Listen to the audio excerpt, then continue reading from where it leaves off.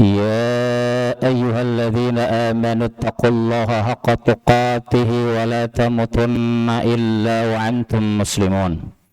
وقال رسول الله صلى الله عليه وسلم خيركم من تعلم القرآن وعلمه. Sadaqallahul adzim wa sadaqa rasul karim. Bapak dan Ibu jamaah Masjid Agung Al-Azhar, wabil khusus jamaah salat duhur yang rahmati Allah Subhanahu wa taala. Segala puji bagi Allah yang telah memberikan banyak nikmat kepada kita.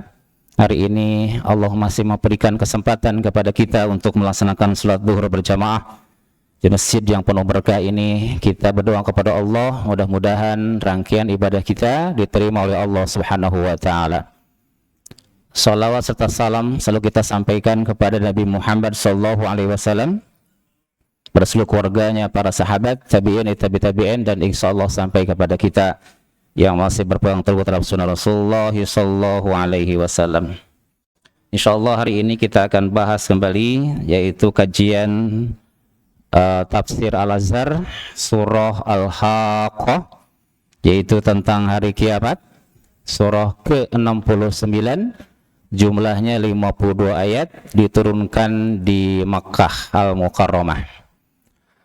Buya Hamka membagi kepada 5 bagian. Yang pertama adalah ayat 1 sampai ayat 12, kemudian yang kedua ayat 13 sampai ayat 24, kemudian ayat 25 sampai ayat 37, ayat 38 sampai ayat 43, dan ditutup kajian yang kelima adalah ayat 44 sampai ayat 52.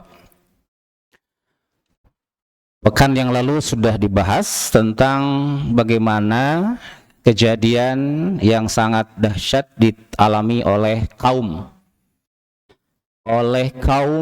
yang melakukan khoti'ah, melakukan kesalahan, sebagaimana di dalam ayat ke-9, A'udzubillahi minasyaitonirrajim, wa jaa'a fir'aunu wa man qablahu wal mu'tafikatu bil khati'ah.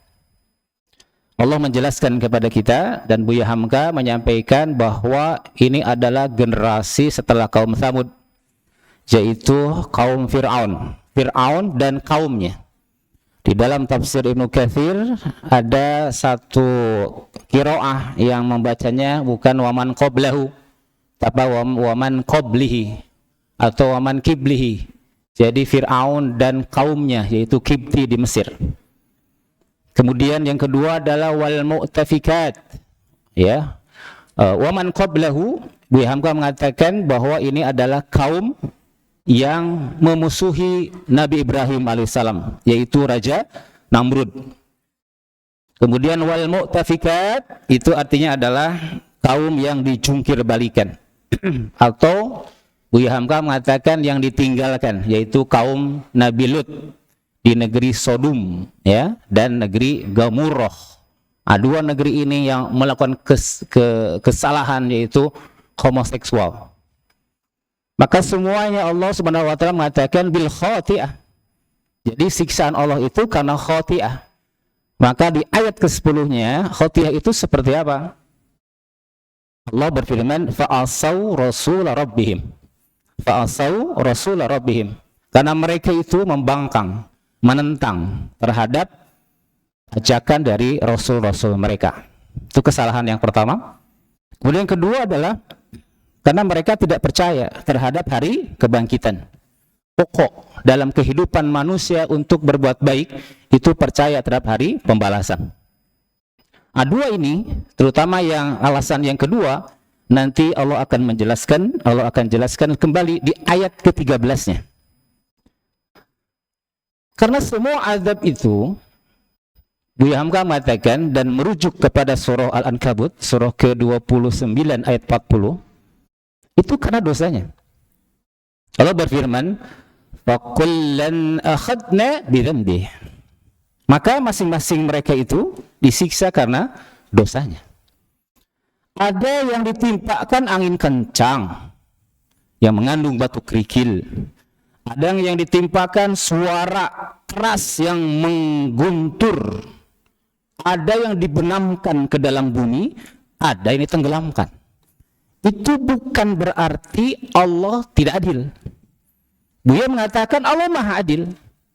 Karena Allah Subhanahu wa taala memberikan hukuman kepada mereka adil, seimbang dengan dosa-dosa mereka. Maka kejadian-kejadian yang menimpa kaum terdahulu, Buya Hamka mengatakan dalam surah ini dikuatkan kembali pada ayat ke-11-nya. Inna lamma taghal ma'u hamalnakum fil jariyah.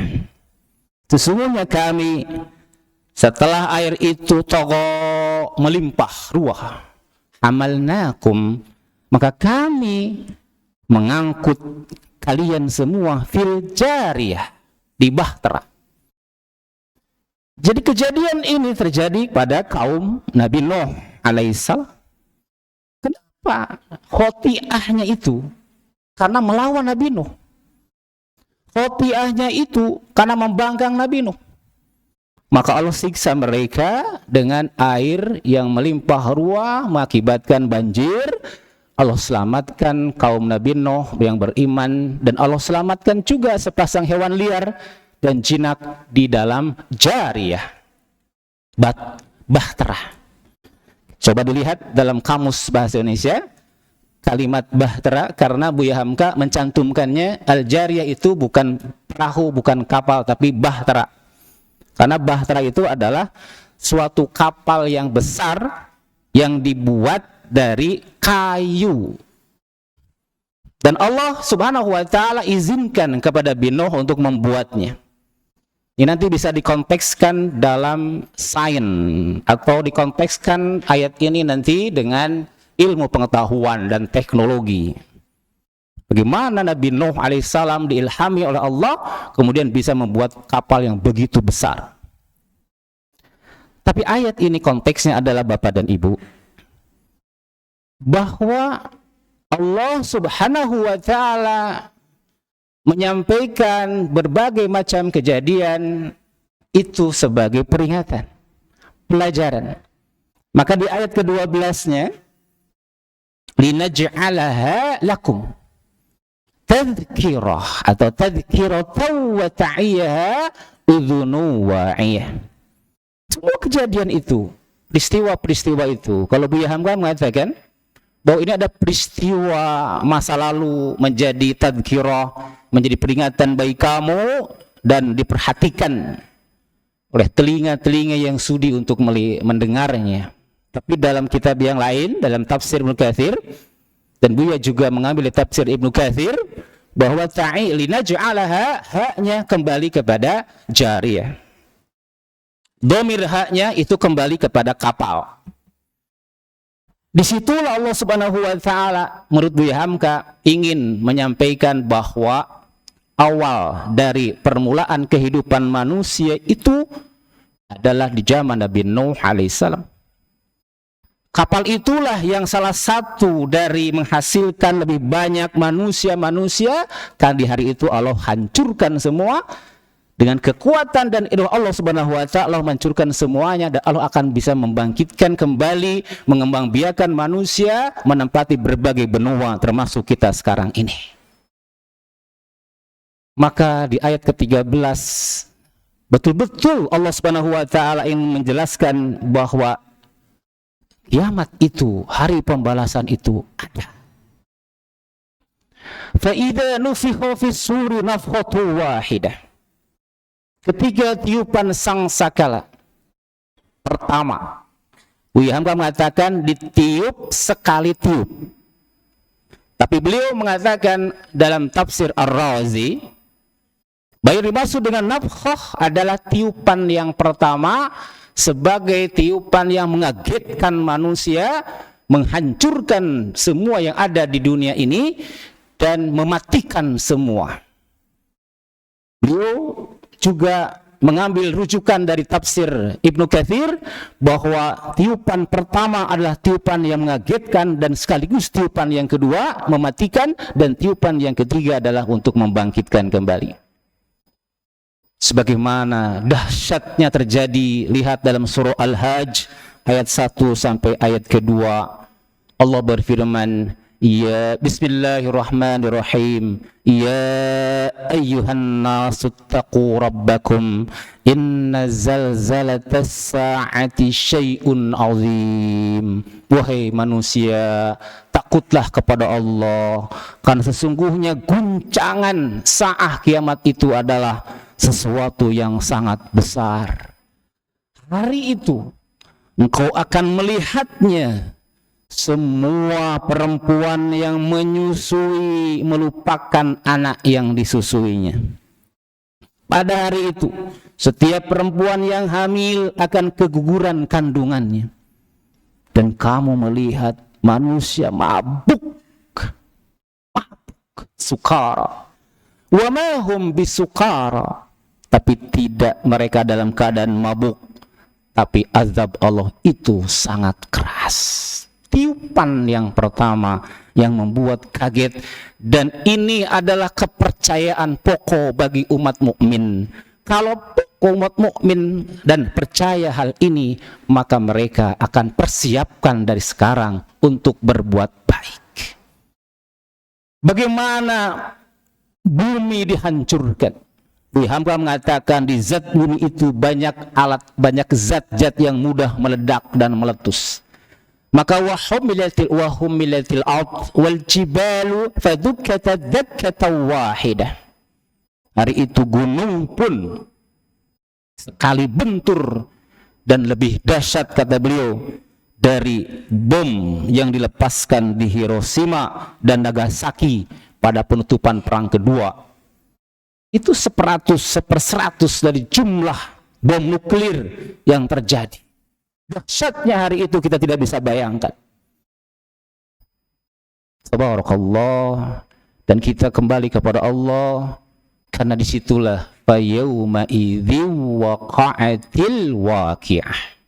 Disitulah terjadi masa yang ditunggu-tunggu, itulah kiamat. Wa ansyaqqatis sama'u fahiya yauma idzi wahiyah. Semua planet tidak berfungsi kembali, lemah dalam rotasinya, lemah dia dalam berputarnya, maka wahiyah. Terbelahlah langit, hancurlah bumi ini. Walaupun ada malaikat yang berada di setiap penjurunya, ada 8 baris malaikat yang menjaganya, menunggu dan melihat bagaimana kehancuran bumi ini. Hadirin, ayat 18 mengingatkan kepada kita, yauma idzin tu'raduna la takhfa minkum khafiyah. Hari itu tidak ada yang dapat kita sembunyikan. Sekecil amal dunia akan diperiksa oleh Allah Subhanahu wa taala. Lihat surah At-Tariq ayat 86, yauma tublas sarair. Hari itu pun tidak ada rahasia yang tidak terungkap. Hari ini silahkan untuk merahasiakan apapun, tetapi nanti tidak ada. Dan inilah pokok dari semua ajaran yang Allah Subhanahu sampaikan kepada Nabi Muhammad sallallahu alaihi wasallam. Pilih yang mana hadirin? Pilihlah nanti catatan amal yang Allah Subhanahu wa taala berikan kepada mereka yang selalu berbuat baik.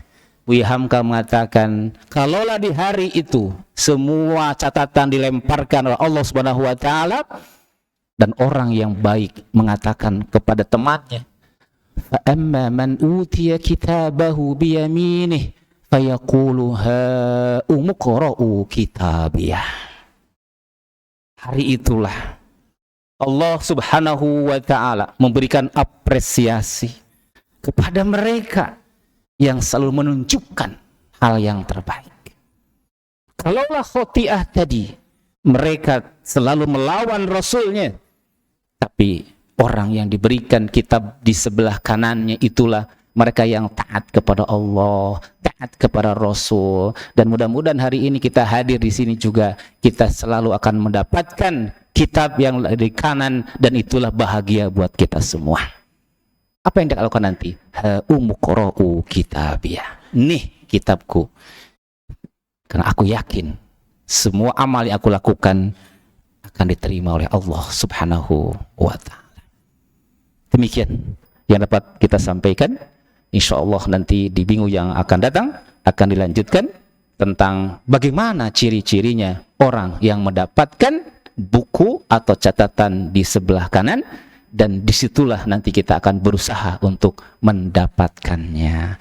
Demikian apa yang disampaikan, mudah-mudahan bermanfaat. Kita baca sadaqallahul adzim. Aqulu qouli hadza wa bittabiqil hidayah. Wassalamualaikum warahmatullahi wabarakatuh.